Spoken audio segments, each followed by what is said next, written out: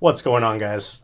First off, thank you guys so much for tuning into this episode. I really hope you guys enjoy it. I want to take this time for thanking each and every single one of you guys for helping us, supporting us in our cause. I also want to take this time for thanking my wonderful team, Brandon and Allison, who put in so much work for everything that they do. Remember, guys, if you guys can do me a favor, hit that like button, hit that subscribe button, and comment on this video. I would greatly appreciate it. Also, if you guys wanted to, make sure you tune into our social medias.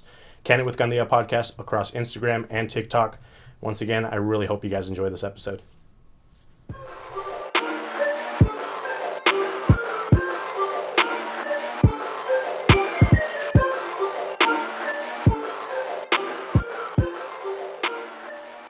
What's going on, everyone, and welcome to another episode of the Candid with Candia podcast. Today, I have one of my closest friends with me, Luis Diosdado. Luis, what's going on, man? Long awaited, Robert. Only took you, He's been waiting. episodes? He's been waiting so patiently to be on the podcast, and I don't have a good reason as to why it took so long, but I mean, it's definitely something that I wanted to do. I don't know that I wanted it this soon, just because a lot of people don't know how inspiring like you are to me. Like I hang out with a lot of people that inspire me. I hang out with a lot of people that I feel make me better as a person, and you're one of those people. And definitely, you know, I got to thinking, and I know that what you have to share in the stories that you have are definitely beneficial to a lot of our viewers. So I think it was time for you to kind of come on the podcast. But for people that don't know who you are, you know, tell us a little bit about yourself. Yeah. Well, first and foremost, I could say the same thing, right? I've known about this podcast probably just since you came up with the idea months and months and months ago, right? And I think I don't tell you enough, but I very much support what you're trying to do, right? I know a lot of people out there who battle in silence, right? Who don't maybe come out as happy-go-lucky people when they're really not on the inside. And I think when what you're trying to do and really support that and encourage coming out and being more open about it is very inspiring. So first and foremost, proud of you, bro. Thank you. But yeah, no, I've been here San Antonio for 5 years now. Lasted 1 year in college, wasn't for me, dropped out. Didn't want to move back home. I think I saw your last episode with Christian. Was that his name? Mm-hmm. He said some of the beginning about, you know, it's important for everybody to get out of your hometown. For me, being from a small town in Fredericksburg, I think it's even more important because small towns, there's just not a lot of opportunity to grow or do anything unless you come from a family that has property, land, business, right? Mm-hmm. Everything else and Fredericksburg, everything else is going to be on Main Street or construction, right? That's pretty much only two options. So I couldn't move back home. I didn't want to move back home. San Antonio for me was close enough where my family was only 45, 50 minutes away, but I can really venture out. Didn't really come here with the plan. I was waiting tables like a lot of salespeople before they go into the business, and met the right people, ended up getting the car business. Been there ever since. So I think I'm in year 5 of the business going on. Learned a lot, made me grow as a person, more confident, and that's still going strong. And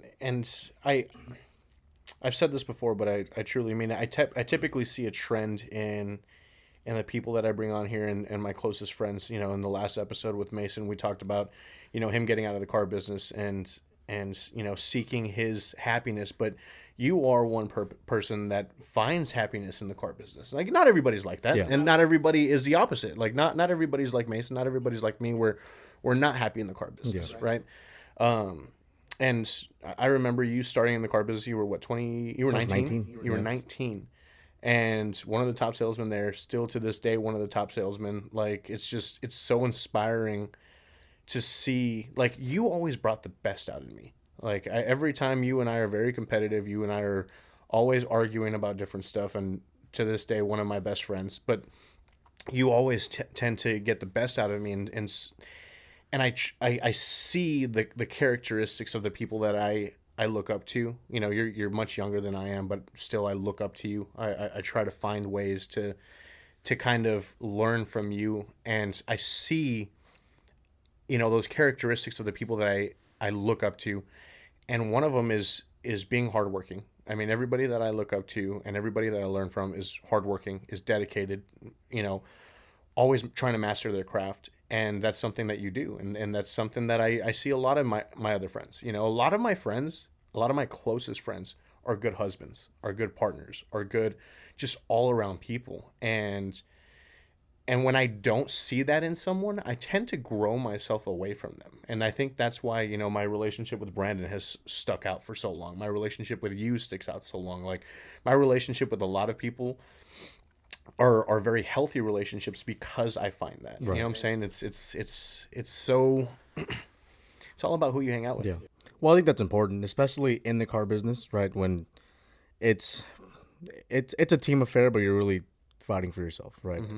And I think learning from other people, but also not necessarily competing, but I guess like friendly competition with your friends right next to you. I mean, it makes it exciting and gives you a reason to go to work. Like, I remember you and I sat one desk apart, two desks apart, whatever, and I would listen to what you would say, right? And same with me. Even though I'm trying to beat you every month, I'm picking up things that you're saying. I'm picking up things that he's saying, right? Mm-hmm. And it's gathering the information, it's learning from the people around you. But it's not a bad thing to want to be competitive with those people. I think it builds more of a bond. Yeah, 100%. Mm-hmm. And you grow up playing sports, right? It's the same thing. Like, you love your brothers, you play with your guys, but you want to be better than them. Mm-hmm. Simple as that. I mean, you want to be the best one in the room. Absolutely. And that's such a hard aspect to kind of get into.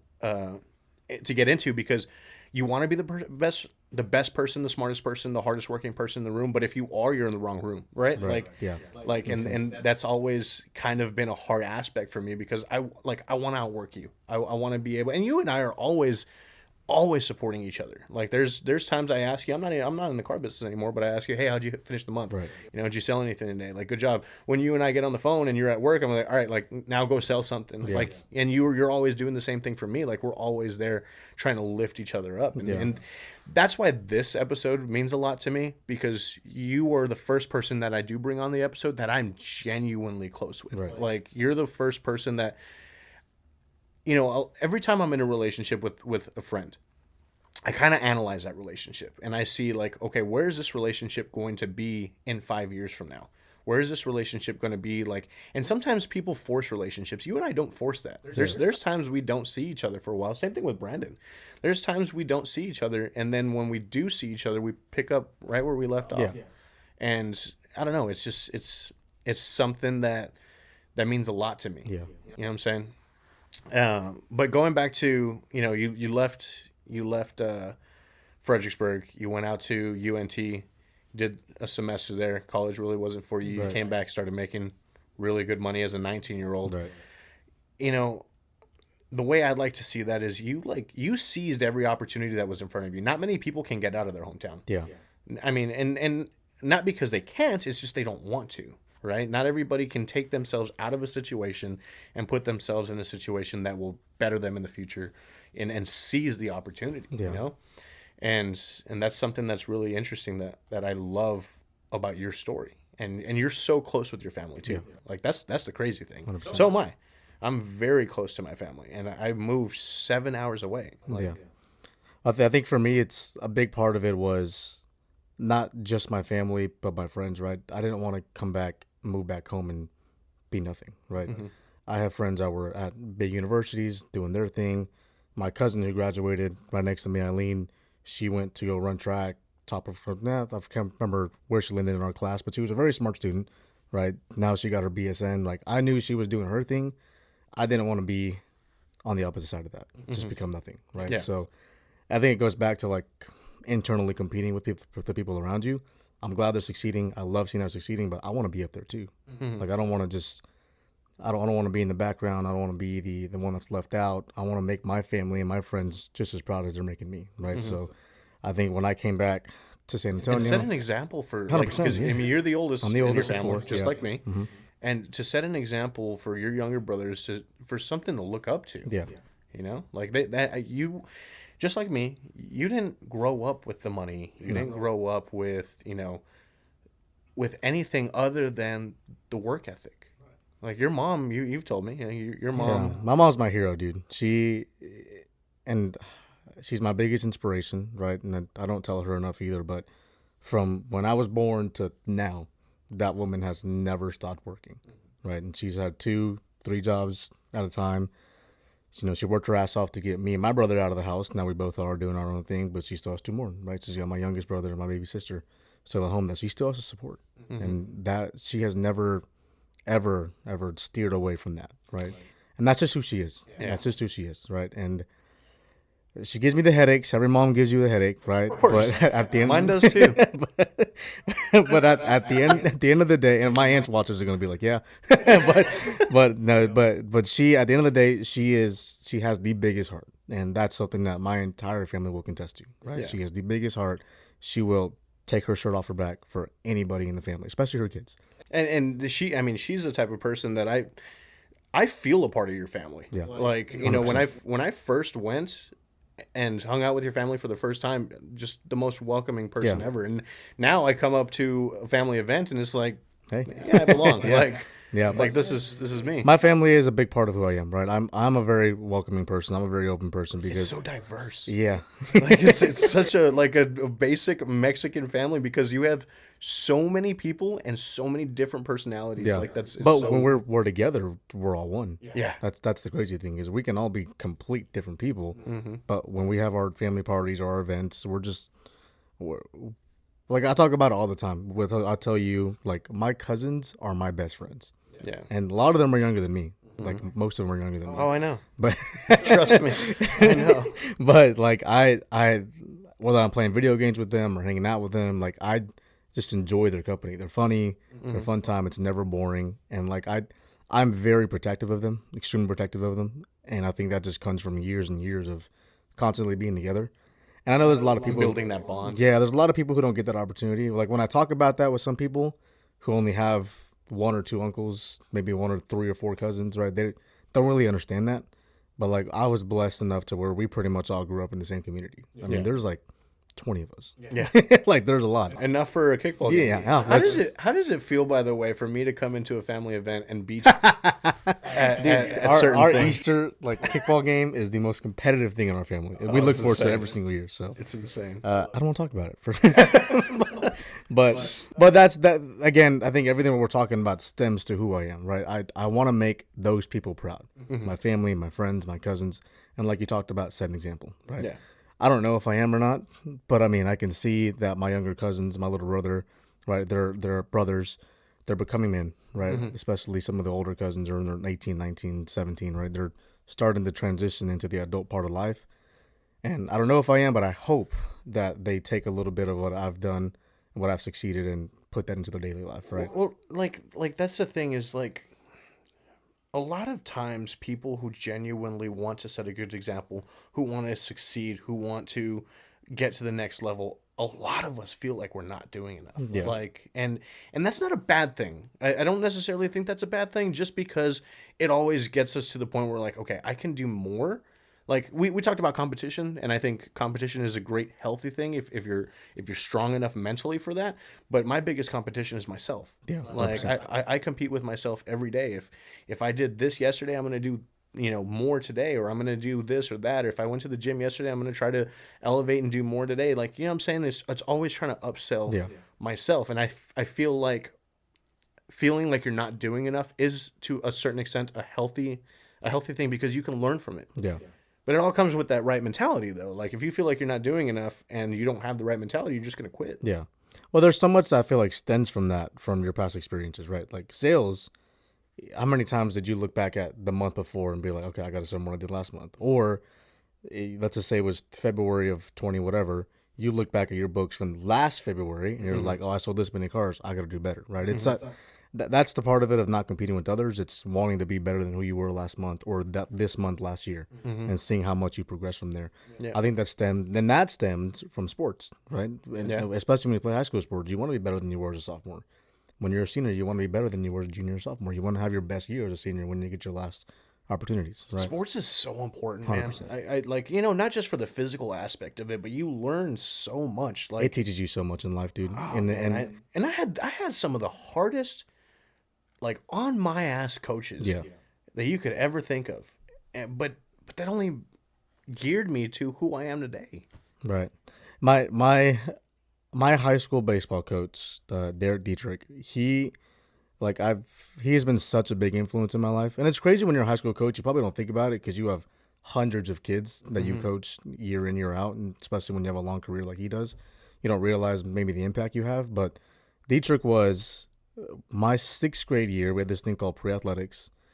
Basically, out of elementary school, you get to choose pre-athletics or PE. Pre-athletics is basically a little more intense and get you ready for middle school sports the next year. His first year as in Fredericksburg, well, not in Fredericksburg, but I think he got promoted or something, was our pre-athletics coach. So I had him 6th grade, 7th grade, 8th grade. My freshman year, he got hired to be the baseball head coach. So he transitioned into high school with our class. So then I had him freshman, sophomore, junior, senior. So I had him for 7 years, right, as my pretty much direct coach. And like I learned so much from that man. And I remember something that has stuck with me to this day. We talked about making people proud. Like second to last day of school, my senior year, we turned in our jerseys and all that kind of stuff. And he shook my hand and he said, I know just from watching you in the field and watching your work ethic, you're going to be a hell of a man. You're going to be a great husband. You're going to be a great partner. And that has stuck with me, whether he knows it or not. I want to make that man proud, right? Because he has been such a big influence in my life, taught me a lot of, and that's what, to go back to your point, you learn a lot of life lessons on the football field, the baseball field, the basketball court. You learn so many life lessons that you're supposed Maybe at that time you're not learning it. Yeah, absolutely. But later down the line, you're like, damn, like that's what this was teaching Yeah, me. and I think multitasking is a big thing. I mean, you think about it, high school, I don't know about you, and I've been in a bigger school, but like Fredericksburg, you have 6 a.m. weights, then you have 8 hours of school, then you have 3 hours of practice. You're literally going from 6 a.m. to 6 p.m. every single day.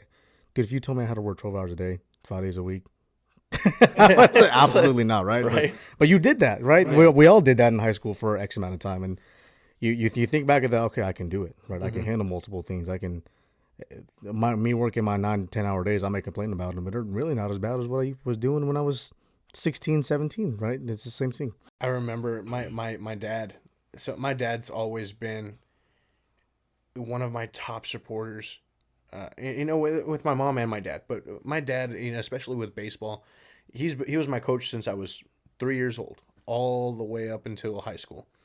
And I remember one year I was like on 4 different teams, man, and like select ball. And I remember I would have practice in the morning, and then never got home. We would drive to the completely opposite side of town in the car. I'm changing, got to the next practice, drove to the next place, changed, got to the game, and then changed, and then like it was just like nonstop. Yeah. And then I feel like as a kid I was like, God, this is tiring. But now as an adult, I'm able to do a lot of things that I don't think I would probably be able to or trained to do had I not gone through those certain situations or that type of lifestyle. Yeah, and it's not just the work ethic; it's the discipline side of things. It's knowing your actions have consequences, right? And I think sports teaches you a huge part of that. I'm sure you got ripped, right? You sure you got yelled at, screamed at.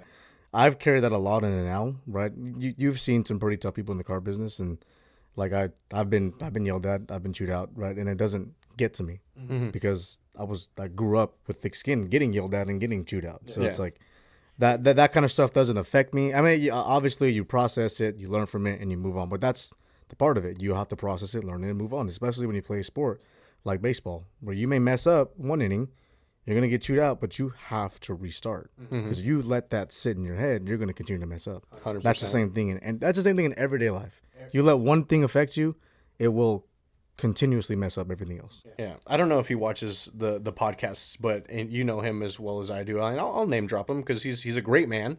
But Eric Leuven. Yeah. He would chew my ass out, but I never took it personal. Yeah. I never took it to heart. Like there were sometimes him and I would go back and forth, and me as a leader of his company, I'd have to, question certain things, but I never questioned his leadership ability because I understood where he was coming from. Like, this is your company, this is your baby, this is how you want me to do it. And sometimes he would feel bad and he would apologize for, getting after me. I said, dude, don't feel bad. Like I don't take that to heart. Like, my dad used to stand over me, like yelling at me, kicking my ass, like, especially if I wasn't doing good in school, if I wasn't playing ball hard, like if I wasn't doing the things that I needed to do, my dad instilled in me, like, this is what you're going to do. Yeah. And it trains you, it trains you to kind of think differently. But yeah, no, I think sports is very, very important, because had I not gone down the path of playing baseball my whole life, I don't know that I'd be able to do a lot of the things that 100%, yeah. that I do now. Especially in the car business. Yeah, it's a mentally that sport particularly is a mentally challenging sport. Yeah. Teaches you a lot about being a man, learn from your mistakes, on the next pitch, right? Next pitch, next at bat. It's the same thing in life, right? Yeah. In the car business, you screw up a deal, whatever, next deal, Yeah. right? And in real life, no matter what happens, tomorrow's a new day. And you just kind of got to restart. That's all it is. Yeah, 100%. I mean, you worked at R&L, Yeah. and I remember, the day, because I was your manager. Yeah. Like I was your direct boss there for a little bit, and that was a weird dynamic, and have your best friend as one of your employees, as one of your sales guys, was such a weird dynamic. But I think for the most part, we did a pretty decent job. We did, and I told you this when I left. It had nothing to do with our relationship. It just wasn't the place for me. And that's what kind of it sticks out to me. When you were leaving, I remember you were so afraid to tell me. Yeah. And I was like, dude, It's part of that. We talked about making someone proud. I felt like, and I know you say that's not true, and I believe you, but I felt like I was letting you down. No. Because you gave me an opportunity, didn't work out for me. Right? You know what really stuck out to me is you went to go sell timeshares, right? Yeah. And we can be candid, that didn't work out. No, not at all. not in the slightest. But here's the crazy thing. Like, you did it. You know what I'm saying? You wanted to take a shot. Yeah. You went and tried it. Didn't work out. You fell on your ass. Yeah. And now you're back up. Like, my crazy thing is, you know how to make money. You know how to be successful. You know how to work hard. If something doesn't work out, guess what? Like, all right, back to the drawing board. Let me figure out what I'm going to do. And now you're at Bernie Dodge. Like, you seized those opportunities. Yeah. You found what was going to make you happy. You found what was going to get you to the next level, and you're doing it. Yeah. At that point in time when I left R&L to go sell timeshares, I think I got to the point where maybe you or Mason was, I just didn't think it was for me. It was so mentally tiring, physically exhausting. I was like, I don't know if I can do this the rest of my life, which was a hard reality for me to accept, because the first 3 years of my, or the past 3 years of my life at that point were all about, okay, let me bust my ass, let me get to the next level, move on and up. So I felt like I was giving up on myself, trying to leave the car business for a separate career that was half the hours, half the work, but I was told you can make the same money, right? Which is, it's true. There is people in the timeshare business that do extremely well who work 20 hours a week, right? And they were very talented people that can do that. It wasn't for me. Simple. I lasted 2 months. I didn't sell a damn thing, right? So I had to go back to the car business, which is, I had to accept, okay, maybe this was my sign from God, right? This is what I'm supposed to be doing. This is my career. It's what I was good at when I left, and maybe it's something I just need to continue to work at. So from the day I started at Bernie Dodge, it took me probably almost a year to climb back up to a good position, because I started at the bottom of the ladder all over again. I lost all my savings, right? And I just my entire first 12 months there was me climbing up a ladder to get back to a position where I was comfortable in my life, right? And I wouldn't say I'm fully there yet, but I'm very lucky to be in the position that I'm in. That dealership is a doghouse, dude. They're extremely talented salespeople. It's a very hard place to sell cars, and I'm very lucky and blessed to know that I could stay in the top of the leaderboard every month, right? Yeah. But that comes from everything I've learned from people like you, people like Mark Mons. Obviously, you and I both know Rob Bordieri. He's been probably biggest influence, one of the biggest influences in my life. We talked about him in the last episode. Yeah. I mean, he's Mason. Obviously Mason was on the podcast, right? And Bordieri is the one who got me into the car business. So for me to be hand in hand with him, it's going back to making someone proud, right? I know that he sees me as his little protege, and I'm not going to let that man down. Right? And that it's funny that you say that, because when I left the car business to do real estate, right, I felt like I was going to let people down, but I know the right people I'm going to make proud, because Bordieri has always supported me going into real estate. Yeah, has always supported me getting to the next level. He texted me this morning because he knew Mason was going to be on the podcast. He texted me like saying how proud he was, and stuff like that. And he wants to be on. Like, I would love to have him on the podcast. But just I know that when I make certain decisions to better myself, the right people will be proud of me. You know what I'm saying? 100%. Like, and that's when it comes down to the people you hang out with, man. Yeah, and he is such an inspiring story too. When you think back to him, right? I'm not gonna spill his whole life out there, but Yeah, you and I, we'll save that for that yeah, episode. but you and I know his background and how he got to where he is now, and it's kind of crazy, right? To Yeah. think about how young he was when he started doing what he was doing and where he was at that life. And I think for me, that's why I take such inspiration to him, right? Him and I have had the deepest heart to hearts about not even the car business, about Yeah. life, right? He's a very wise man. I miss those I Yes. miss those conversations. Him and I mean, there was a time when Mark left and it was just him and I running shop and just sitting in his office having those conversations. It was something else. But you know,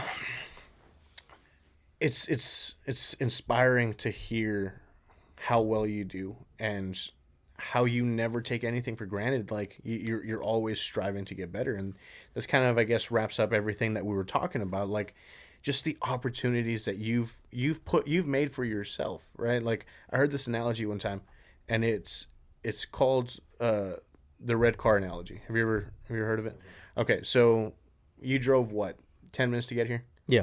Okay, plenty of cars pass by. If I asked you right now, how many red cars did you pass by from no here to idea. there? You'd have no idea, right? If I told you that for every red car that you pass today, I'd give you $100, would you know the answer? When I leave here, yeah. No, yeah, absolutely. But like that kind of puts it into perspective. When I heard that, I was like, how many times have we missed out on opportunities because we're not looking for them? Yeah. And you're always looking for that next opportunity. Like, how am I going to get to where I need to go? Like, this is going to be the opportunity that helps me boost myself in the car business. Yeah. Like, you know what I'm saying? You're always moving up, and that's something that I've always looked up to you for, because you're never going to let anything stop you. Yeah. And I know where you're going to go in the car business, and I know where you're going to go as far as your family and the kind of man you are in a relationship. Like, who you are is such an inspiring person to be around at such a young age. And I've told you that before. Like, you and I have had heart to hearts. Me and Brandon have had heart to hearts. Like, there's been so many times that the people I genuinely love on this earth, when we talk, we mean it. Yeah. Well, that's important to have, and you realize who are those people when you have those talks, right? When you can really have an intellectual, deep, heart-to-heart conversation with someone you consider your friend, that's how you know they're there for you, right? Because it takes a lot to open up to someone like that, right? 100%. And you are obviously probably the top person in my life that I'm the most open with. I tell you absolutely everything that's going on internally, right? But I can. There's a very short list of people I can put names on, right? And I can think of 4 or 5 from my hometown, you, and maybe 2 others from this entire city, right? It takes a lot for me to. Well, let me back up. I'm a very open person. I will talk to anybody. I'll be friends with anybody. But to really let somebody in and know about who I am and what I've gone through and who I am as a person, I've got to really trust you. Yeah. Right. And that's the price you pay for the love you get from these people, right? Yeah. Like, you have to be vulnerable with certain people. Like, and this is something that I've learned throughout the years, is that it's not okay to keep everything bottled up. Not. It's not. There's been, I mean, one of the main things about you and I is that we don't bottle anything Yeah. up. Like, how many times do you and I argue? Right. Yeah. Quite often. But I mean, some of them are fun arguments, and some of them are like, all right, like, we need to have a conversation, but we're open with each other. Yeah. You know what I'm saying? Like, we don't bottle anything Yeah. up. If you asked me 10, 15 years ago, I wouldn't talk to anybody about stuff like this. Yeah. Like, I'd keep all of it inside, and it's so toxic to your mental health to be able to keep all of that stuff in and not express it to anybody. Like, Right. that's a stigma that I want to break with this podcast. The stigma that I want to break is that it's not okay to talk to people.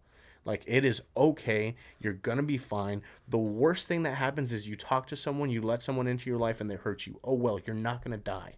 At that time, if you're not strong mentally, it's going to feel like you're going to die. Yeah. But to be able to train yourself and know who to trust, who not to trust, who to hang out with, who's going to, help you scale, who's going to help you get better, like, that's a skill you need to learn. Yeah. And that's something that life teaches you. But if you're not looking for it, if you're not looking for those lessons, you're never going to find them. Right. 100%. And I think If you're not looking for those red cars, you're not going to find them. Yeah, no, I definitely understand. And it's just backing up on what I said, right? I know a lot of people, right? I'm very lucky and been blessed to know the people that I know, have met people that I've met.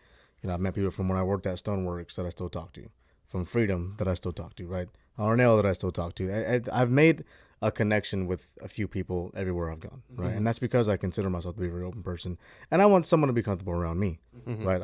I strive myself on knowing that, hey, I want you to be comfortable to tell me about yourself. I want you to be comfortable to know that I got your back, right? And I pride myself on knowing that I can be that person for someone, right? And I think that stems back to what we talked about earlier with my mom and my family, being very welcoming people, always being there for each other. Because my family, no matter what, has each other's backs. And if I ever need anything, I know that I can call any of my parents, my mom, or my dad, Any my hundred my of your aunt, my cousins. uncles, my thousands of cousins that I can I can go to. Right, I know that I can call them, and they will be there when I need them. They'll drop whatever they're doing to help me out. And that's not a lot of people are blessed with that type of family mentality, you know. And here's the thing, like everybody's life's different. Everybody has a different path to success. Everybody has a different path to happiness. You just need to find yours. Like I was blessed, very similar to you, to have two loving parents, a brother, aunts, uncles, people who support you, who love you, who genuinely want to see you do better. Yeah. Like I'll tell you a quick story. Like my dad, you know, we talked about it earlier. My dad was always my coach. I started playing. I moved from a private school to a public school because that private school didn't have a baseball team. He wanted me to start getting into like the schooling of baseball and get into high school and, you know, start playing varsity and stuff like that.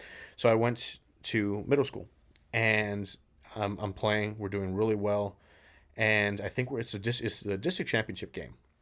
My dad never missed a game. My dad was the hardest working person, is the hardest working person that I know, other than my mom. And one time, district championship game, I'm geared up. I was the catcher. I'm geared up. We're about to take the field, and I'm like, "Where's my dad?" Like, you know, this is starting to mess with my head. Like, you know, my dad's not here. Like, it's starting to freak me out. Catch the first inning. All right, cool. We come back in. I see my mom, and it's not like my dad to not be there and my mom be there, right? So I asked my mom, like, you know, where's your dad? And she points out to center field, and my dad's all the way out in center field, hanging by the fence, watching the game. I was like, that's weird. Like my dad is always right here. Yeah. My dad is always hanging. Like he's that baseball coach that hangs on the fence. Yeah. And you know talks to his kids right before they go up to bat. Like that's my dad. Yeah. And I was like, okay, whatever. I didn't think too much of it. Game's over. We win. You know, we're all excited. I race out to center field to go see my dad, and he's got a cast from like his mid thigh all the way down to here. He's on crutches. And I go, what the hell happened? Well, my dad's a police officer, and earlier that day, he's chasing a perp. The guy jumps over the fence into a cemetery. My dad jumps over that fence. His leg lands into a gopher hole, tears his ACL, his MCL, and meniscus.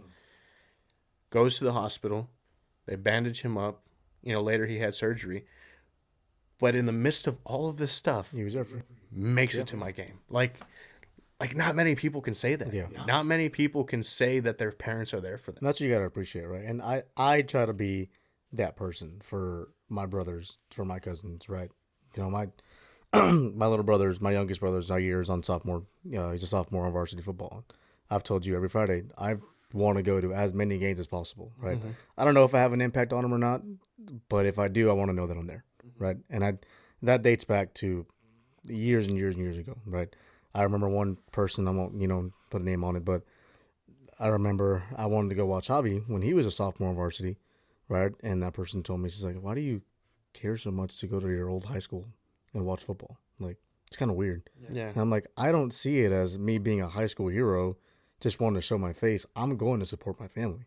That's plain and simple. You know me and Javi's relationship. We're Yeah, absolutely. almost, he's almost You like guys my are- third yeah, brother. you guys are- right? yeah, you guys are 100%. brothers. So I wanted to be there for him. And I took that very personally, right? And it's kind of insulting in a way because it's like, you don't know my relationship with my family, right? You have no grounds to tell me what's weird and what's not, right? Yeah. And just assume that I'm going to my old high school because I want to be that guy, right? That still goes to high school football games. That's not the case at all. Yeah. I was going to support my family. And it may not seem like it, but I know, from an outside perspective looking in, is that you do make an impact on these kids, man.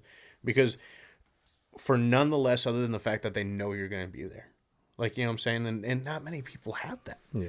And it kind of goes back. Like, I don't want this to be like, oh, well, I don't have a family, so I can't do this. That's not necessarily the truth. Like, it might be a harder road. Some people have harder roads. Yeah. Life's not fair. But to sit there and say, well, I didn't have a family, so I'm not going to do this.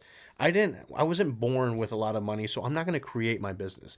I didn't have this or I didn't have that, so I'm not going to start the podcast. I'm not going to start my stream. I'm not going to start, whatever it is that you want to start.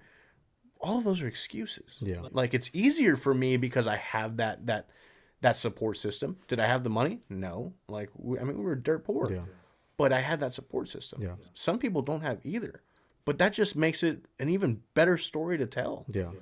Like, I don't know. Well, finding internal motivation is so hard, dude. It's extremely hard. And Well, Joe Rogan said it best. Fuck your motivation. yeah, Like, right. it's discipline. Like, Yeah. Well, that too, right? I can date it back to 2021 for me, right? When I finally went on that weight loss journey that I tried to go on. First. I think that's the first time I've cussed on on the podcast. But and that's in for Joe Rogan. We'll leave it in. But no, dating back to when I finally did it, right? I've been talking about it since I graduated high school. I wanted to lose weight. I wanted to get in the gym. I wanted to be a better person, right? I finally did it in 21. I lost 30 pounds, something like that. But it wasn't just the physical aspect of it. It's like when I was doing it, knowing that I was finally doing what I told myself I was going to do, dude, I was at such a mental high for so long, right? Like I felt like internally the best I ever was. I was confident. I was successful in the car business, right? I was feeling good, looking better.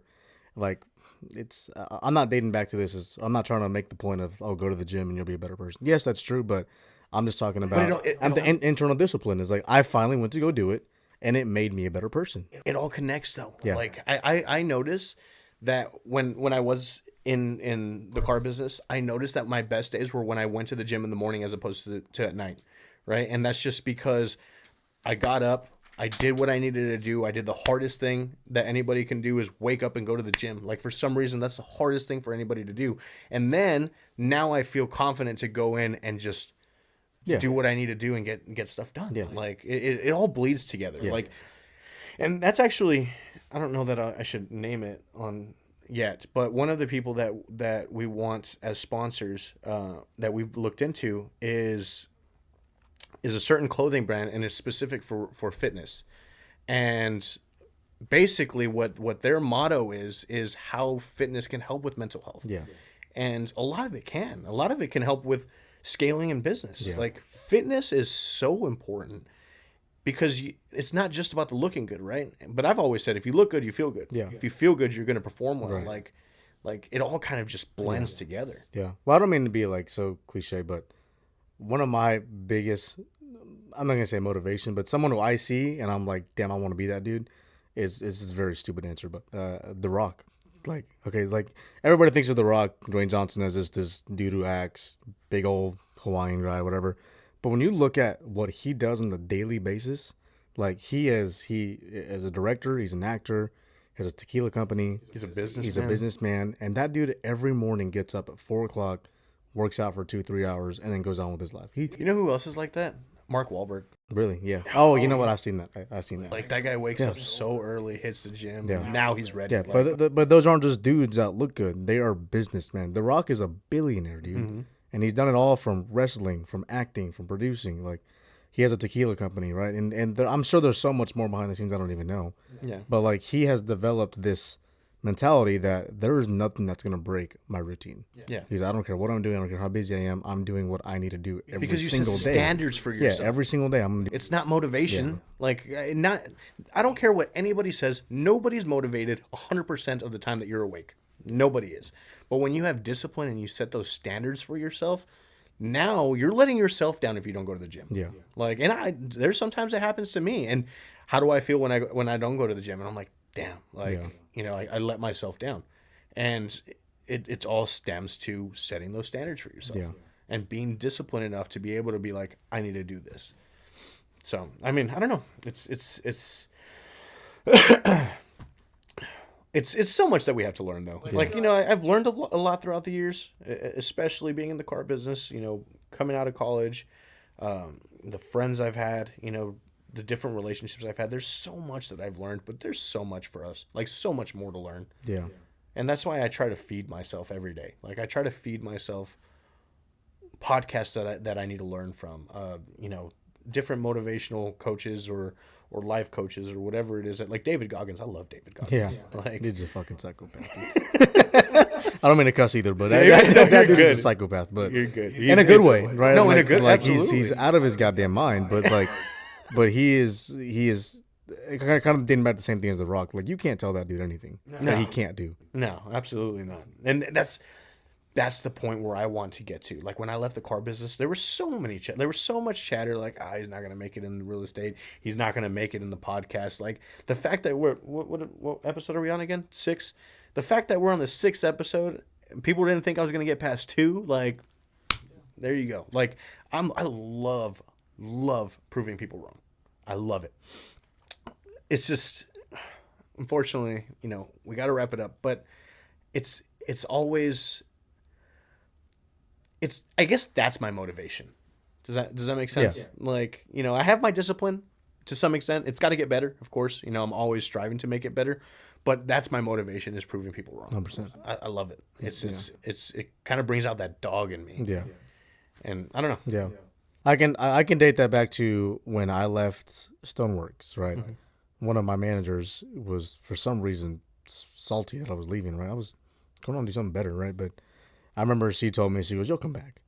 And I said, "Why do you say that?" She goes, "Oh, they always come back." She said, "Everybody who tried to leave to go do something will come back."